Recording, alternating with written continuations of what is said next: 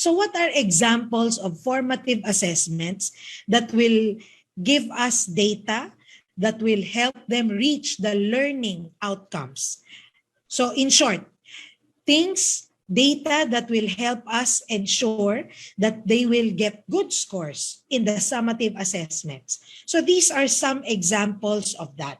I won't delve deep into the following, but just know that these are examples. It's like, you know your entry slips. Like, so as you start the class, you give warm-up questions. What do they know? Okay, it may be in the form of a poll to check for misconceptions and so on. One example that's not too popular yet is for self-assessment.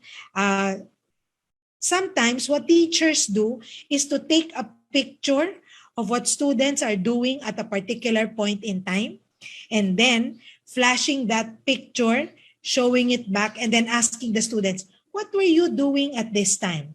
And the students are invited to go back to the thinking that is happening at that point in time. And as they go back to the thinking that is happening in class during that time, they start to trace what they did not know, what they were starting to find out, and where they are at a particular point in time. That allows the teacher also to trace the movement that's happening in the minds of the students. Okay? For multiple submissions on the lower right, this is an example where when students submit their work, you don't grade the first submission. You give them a chance to submit something, to get feedback about it, and then afterwards to do a second submission. So when the teachers collect the first few submissions, the teacher is able to find out how near or how far the students are from the answers that she is expecting, and is able to revise, adjust her strategies. For dipstick, I think you're very familiar with the think, pair, share, and so on, so forth. So these are examples of what you can do to check, to get data about what students already know, what they currently know, and what they do not know about the lesson.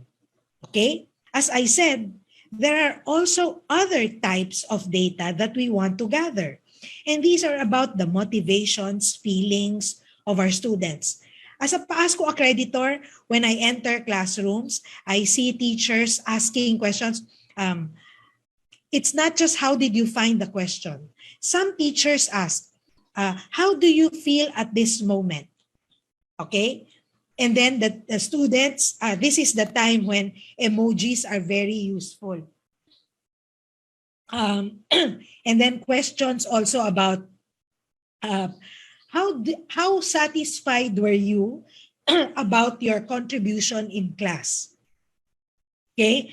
And that allows the student also to reflect about themselves, okay, and what they did. And this is important because you see, formative assessment data is not just data that is helpful to the teachers.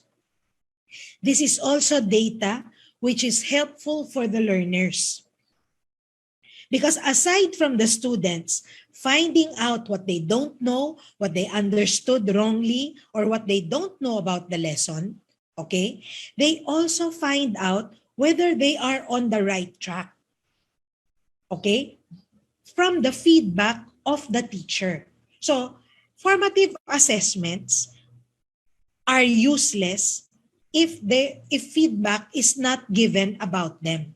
You can give 10 quizzes, but if the students do not know how they did in those quizzes and what they can do to improve their scores on those quizzes, there will be no adjustments in the learning of the students.